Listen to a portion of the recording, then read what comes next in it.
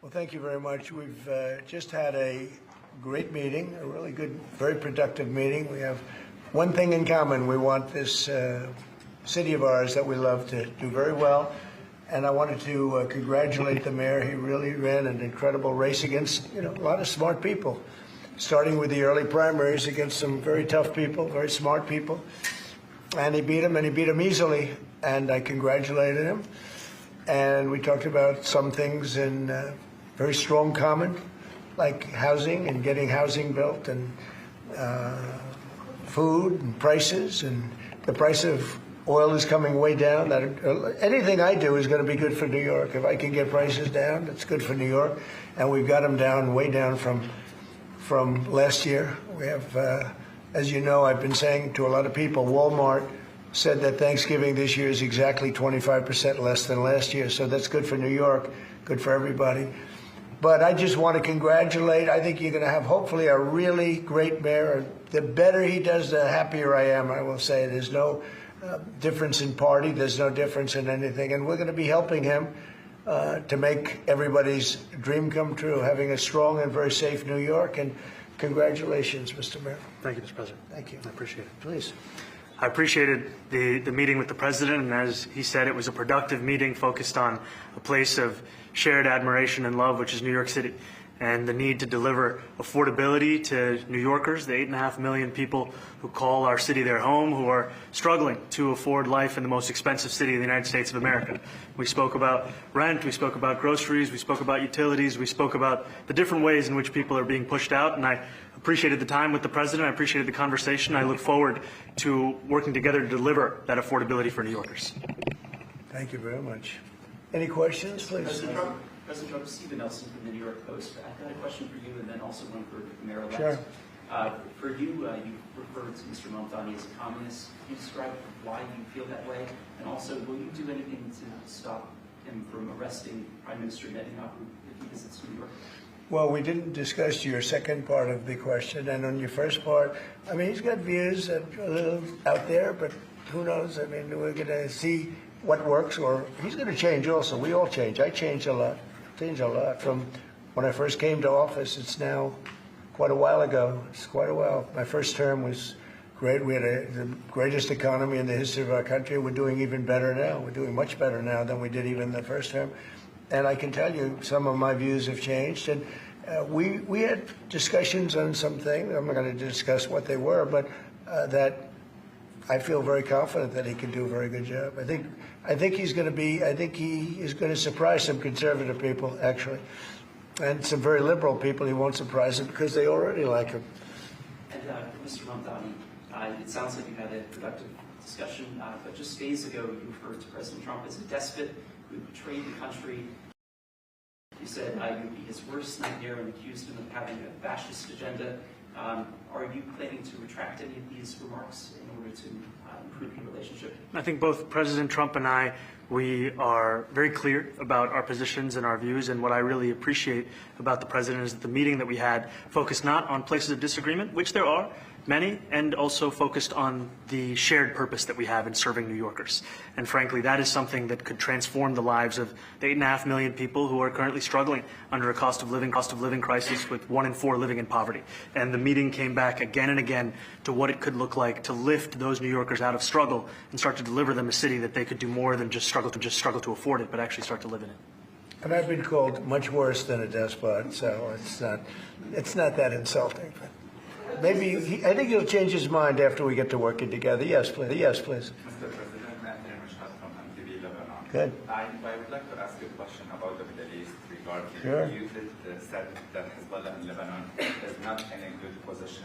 And Lebanon now is the final unresolved after Gaza and Syria. Given your assessment, like, what do you say for the Lebanese today? It's the independent state in Lebanon.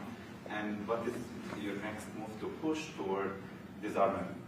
Sure. Well, we are pushing for total disarmament of Hamas and, frankly, everybody else. And we actually have peace in the Middle East. As you know, the King of Saudi Arabia just left yesterday. We had some great meetings, and he's made a contribution toward the United States of more than $1 trillion. We have now over $20 trillion coming in. No country has ever had anything like that, not even close. If you go to 2 trillion or 1 trillion, it's a lot. We have 20 or 21 trillion dollars. I think that Hezbollah has been a problem in Lebanon, big problem. We're working with Lebanon. We're working with everybody in the Middle East. That's another thing I think we have in common. We want to see peace in the Middle East, and we actually have now, for the first time, peace in the Middle East after 3,000 years. And now we're going to refine it, and I think you're going to see some very positive things happen. There is a potential to invite the Lebanese president. Oh, sure. Oh, I would do that, absolutely. And if the mayor would like to be here for that meeting, because I know he feels very strongly. I think you feel very, very strongly about peace in the Middle East. I think we desperately want it, and that's something that I shared with the president, that when I spoke to New Yorkers who had voted for the president last November on Hillside Avenue and Fordham Road, I asked them why. I heard again and again 2 major reasons. One was that they wanted an end to forever wars. They wanted an end to the taxpayer dollars we had funding violations of human rights, and they wanted to address the cost of living crisis. And I appreciated the chance to discuss both of those things. he said a lot of my voters actually voted for him, and One in 10. And I'm okay with that. President Trump, I have to stand as well. I'll do that. I'll sign it. Give it to me. I'll sign it in a minute. That's pretty good. Mr. President, Yeah, please. you threatened to send federal troops to New York City. You both have differences when it comes to ICE agents Right. in New York City. Mr. Mamdani, you called ICE a rogue government entity. I wonder how you reconcile your differences on both of those issues. Well, I think we're going to work them out, and I think that if we have known murderers and known drug dealers and some very bad people, we want to get them out. And the mayor wants to have peace. We discussed this at great length, actually, maybe more than anything else. He wants to have a safe New York. Ultimately, a safe New York is going to be a great New York. If it's not safe, no matter how well we do with pricing and with anything else, we can talk about anything you want. If you don't have safe streets, it's not going to be a success. So we're going to work together. We're going to make sure that if there are horrible people there, we want to get them out. I think he wants to get them out, maybe more than I do. So we'll work together. We discussed it at great length. Yes, please. Yeah, 2 questions, if I may. One for you, Mr. President, from BBC in a second. But first of all, for the mayor-elect. You're both from different parts of the political spectrum. You're both populists, though. And I just wonder to what extent the president's campaign style, his techniques, his social media use inspired any part of your campaign? Well, I actually told the president that, so much of the focus of our campaign has been on the cost of living crisis. And when we asked those New Yorkers who had voted for the president, when we saw an increase in his numbers in New York City, that came back to the same issue: cost of living, cost of living, cost of living. And they spoke about the cost of groceries, the cost of rent, the cost of Con Ed, the cost of childcare. And too often, politicians are looking to lecture to New Yorkers what they should care about, as opposed to listen. And when we spoke to those voters who voted for President Trump, we heard them speak about cost of living. We focus on that same cost of living, and that's where I am really looking forward to delivering for New Yorkers in partnership with the president on the affordability agenda. And I think we have to work a little bit. We talked about Con Edison. We have to work a little bit on getting the prices, because, we've gotten fuel prices way down, but it hasn't shown up in Con Edison. And we're going to have to talk to them. If we're sending them fuel at a much lower price than it was a year ago, which is true, we have to get Con Edison to start lowering their rates. Absolutely. And if I may, last week you told me you were pushing ahead with your plans to sue BBC for up to $5 billion. You were going to speak to Prime Minister Starmer as well. Is there any progress or any updates on those issues? Well, we get along very well with the Prime Minister. We made a deal with UK. I like him. He's a fine person. And, I think they have some big energy problems. They've got windmills all over the place. They're going to have to start using other methods because their energy is out of control. Talking about in the UK, it's out of control. And he's got that problem. He's got a big immigration problem, as you know, and he's got a big energy problem. And we talk about it. He's a good man. Prime Minister's a good man. You had a chance to speak this week. I haven't spoken this week. Mr. President, have you spoken to President Zelensky, or do you intend to Who? meet with President Zelensky about your plan? Are you going to meet with him? I've spoken with their people. We have a plan. It's horrible what's happening. It's a war that should have never happened. It would have never happened if I was president, and it's a shame. And I thought they should have acted quicker. But it's a cold winter, and a lot of the you talk about utilities, but a lot of the big energy producing plants have been under attack, to put it mildly, to put it nicely. We have a way of getting peace, or we think we have a way of getting peace. He's going to have to approve it. Just so sad, so many people. You know, last month they lost 25,000 soldiers. This is something, we haven't seen anything like this since the Second World War. They're averaging 6,000 or 7,000 a week between the two of them, dead soldiers. And it goes on, and I think they're getting reasonably close, but I don't want to predict. I would have said that would have been one of my early ones. I did 8 peace deals of countries, including in India, Pakistan. You could even go, in fact, they're coming here in a week or two, go to the Congo and Rwanda. That was 10 million people dead, and we worked something out on that. But so many, and the one I thought would have been, for me, because I have a very good relationship with President Putin, I thought that would have been maybe quicker. But it does take 2 to tango. And now you just see all the death. And, you know, it doesn't affect us other than the fact that we don't want to see all those people that really, it's on the other side of the ocean. It's a war that should have never happened. It did happen. I blame the person also sitting right behind this desk.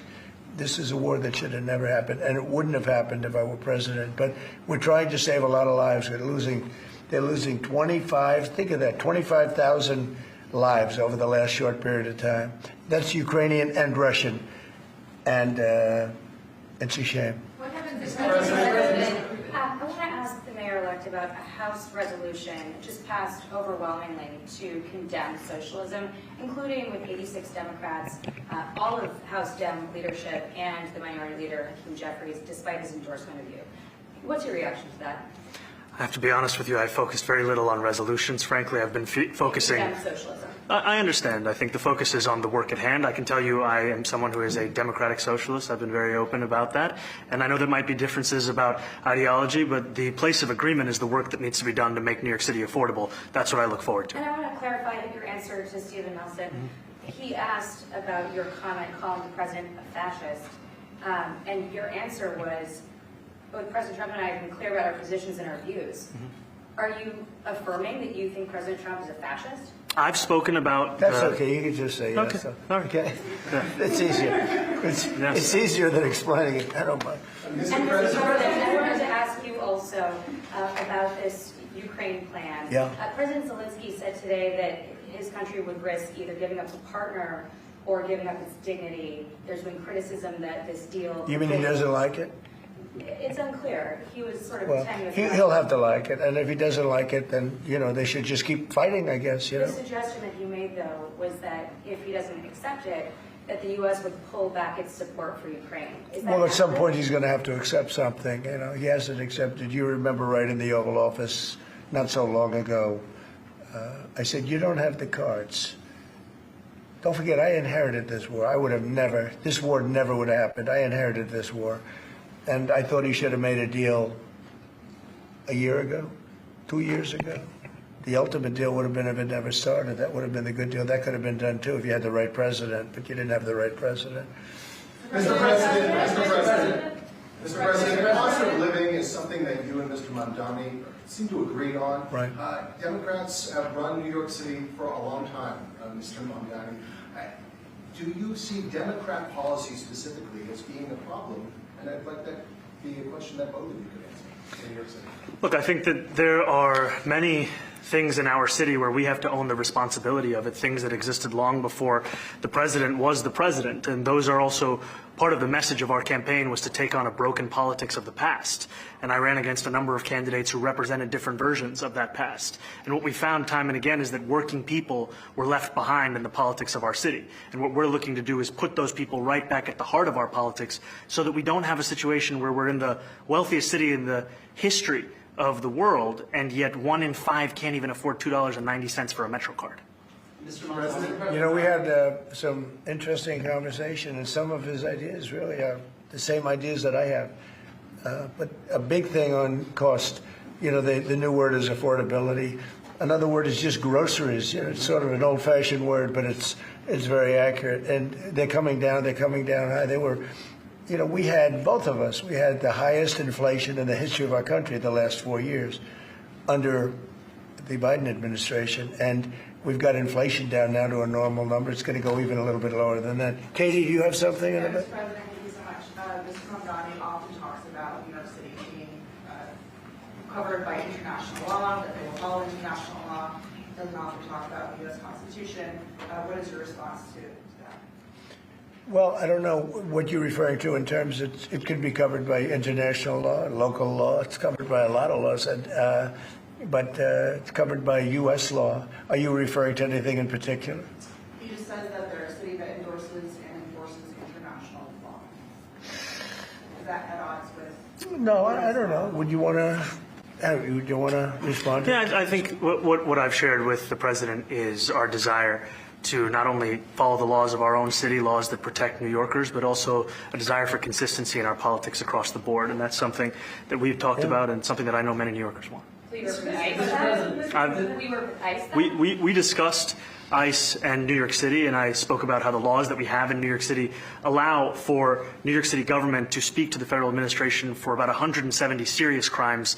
The concerns that many New Yorkers have are around the enforcement of immigration laws on New Yorkers across the 5 boroughs, and most recently we're talking about a mother and her 2 children, how this has very little to do with what that is. Mr. Mamdani, What we did is we discussed crime, more than ICE per se. We discussed crime, and he doesn't want to see crime, and I don't want to see crime, and I have very little doubt that we're not going to get along on that issue. He wants to, and he said some things that were very interesting as to housing construction, and he wants to see houses go up. He wants to see a lot of houses created, a lot of apartments built, etc. And you know, we actually people would be shocked, but I want to see the same thing. Mr. Mamdani, anti-Israel protesters. Jack? Mr. President, I want to know one of the policies as well that Mayor-elect Mamdani talked a number of times about on the campaign was shifting the tax burden for property taxes from what he called minority communities to white-based communities and putting more taxes on white people. I also noticed that in your acceptance speech you didn't mention anything about America or Christians or white people in general, and so I didn't know if that was one of the policies that you guys had spoken about. We focused on affordability. We focused on the cost of living crisis. What I will say is that I am very much interested in property tax reform, because what we see right now in New York City is a system that is so inequitable that it can't even stand up in court. And the president and I spoke about the importance of not only building more housing, but also making sure that regulation of housing is something that is manageable to actually get through and not the cause of yet another weight that we see in our But to city. be clear, you're continuing this idea of race-based property taxes. No, to be very clear, That's what you said. no, the use of the term was a description of neighborhoods, not a description of intent. So you intend to tax the whiter neighborhoods more? No, we intend to create a fair property tax system because we want a New York City that is not only fair and equitable, but also one that every New Yorker can afford. Mr. Mamdani, anti-Israel protesters just targeted city council. Please, God. Mr. Mamdani, anti-Israel protesters just targeted a synagogue in New York. Are you concerned about Jewish New Yorkers feeling welcome and safe in the city? And President Trump, you threatened to cut off federal funding to New York City. What policies would prompt you to do that? Would that be city-run grocery stores? Would it be something else?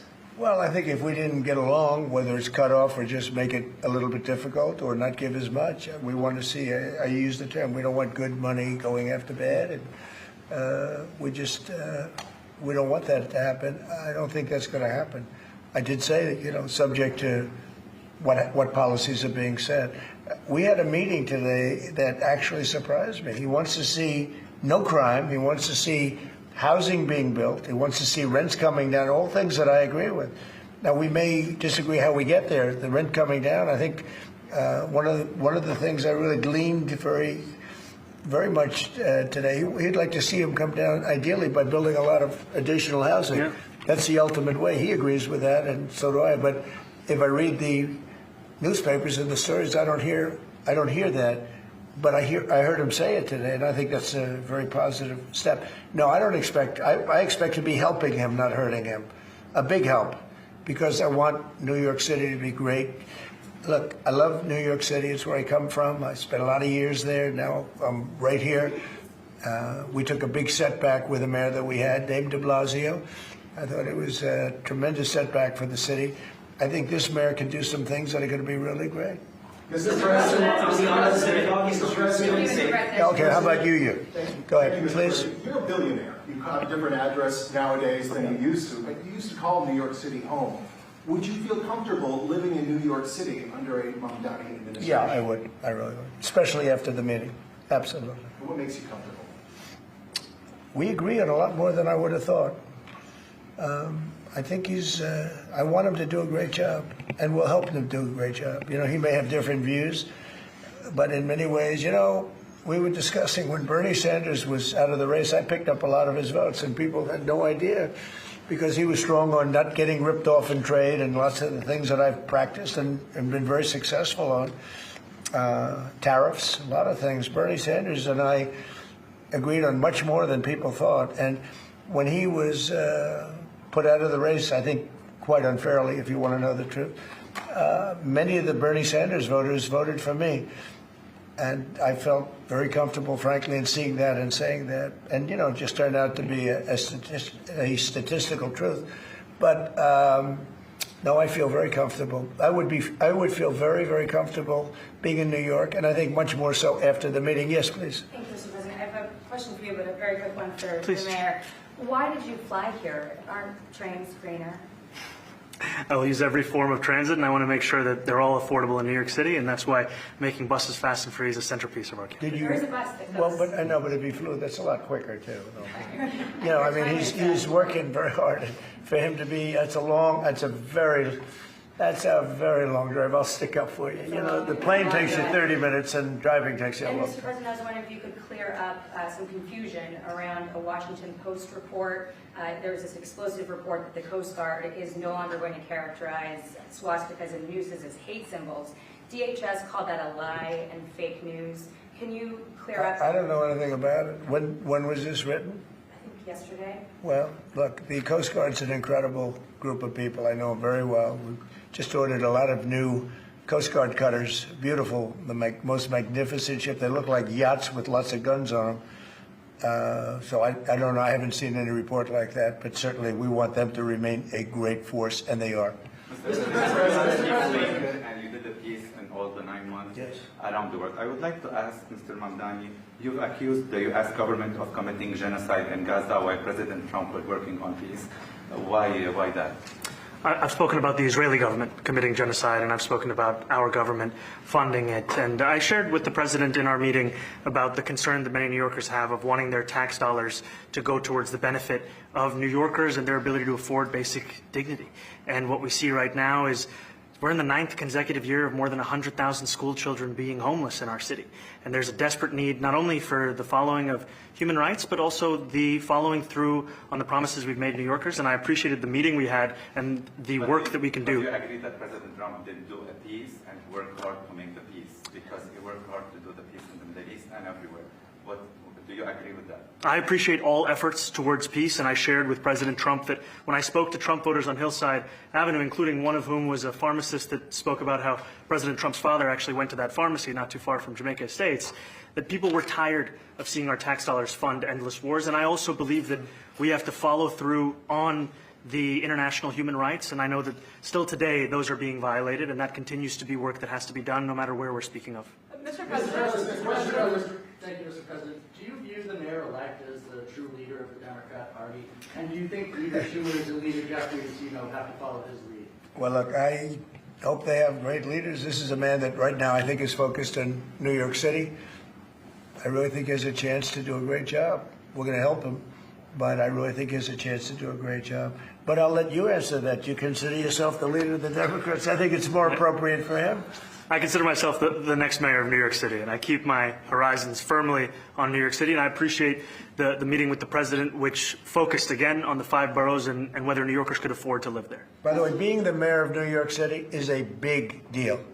Absolutely. I always said, one of the things I would have loved to be someday is the mayor of New York City. Being the mayor of New York, and especially now, because I think you're at really a turning point, one way or the other. You could go great, or it can go in a different direction. And I think you really have a chance to make it great. I appreciate what you're saying. Mr. President, you say you love New York City. Mr. Mamdani, does New York City love President Trump? New York City loves a future that is affordable, and I can tell you that there were more New Yorkers who voted for President Trump in the most recent presidential election because of that focus on cost of living, and I'm looking forward to working together to deliver on that affordability agenda. I got a lot of votes. One more, go ahead. One or two more, go ahead. I tell you, the press has eaten this thing up. You know, I've had a lot of meetings with the heads of major countries. Nobody cared. This meeting that you people have gone crazy. You know, outside you have hundreds of people waiting. This is just a small little group. For some reason, the press has found this to be a very interesting meeting.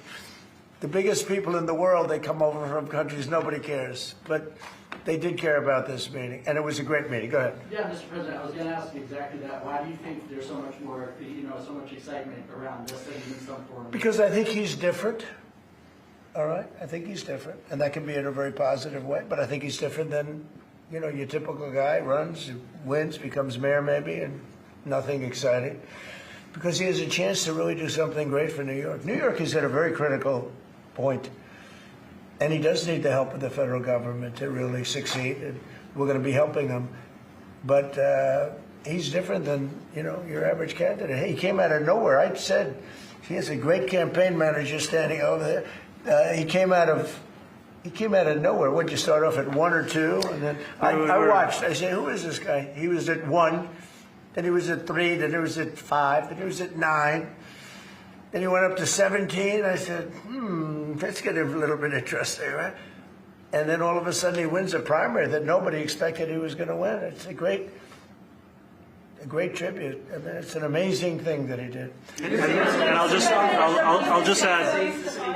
add one thing to what the president said. Is one thing I also appreciated is in our meeting to appreciate a portrait of FDR and the incredible work that was done with the New Deal, and also in thinking about what it can look like when the federal government and New York City government work together to deliver on affordability. It can be transformative.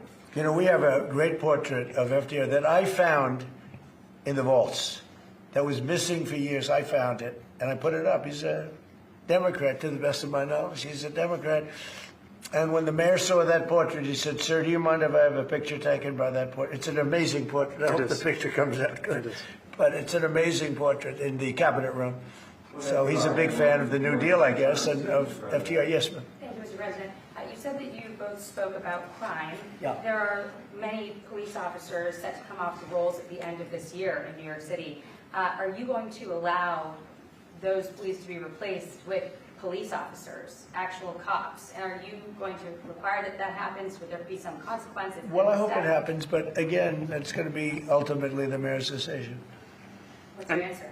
Is that I look forward to delivering public safety with the NYPD, and I've said over the course of our campaign that we have the number of police officers today. They are the ones that's budgeted about 35,000 headcount. And I think the key thing is that we have to make it easier for police to focus on police work, not ask them to respond to 200,000 mental health calls a year. So is that a reduction from what you're at right now? Are you committing to maintaining the same level of cops? I've committed over the course of the campaign to maintain the 35,000. That's the headcount that we had through the campaign. And not replace them with caseworkers, social workers? No, I've said that's the headcount that we want. What we need to do is make sure they can focus on serious crime. And he just retained a great police commissioner, I believe, right? Yes, we did. Commissioner Fish.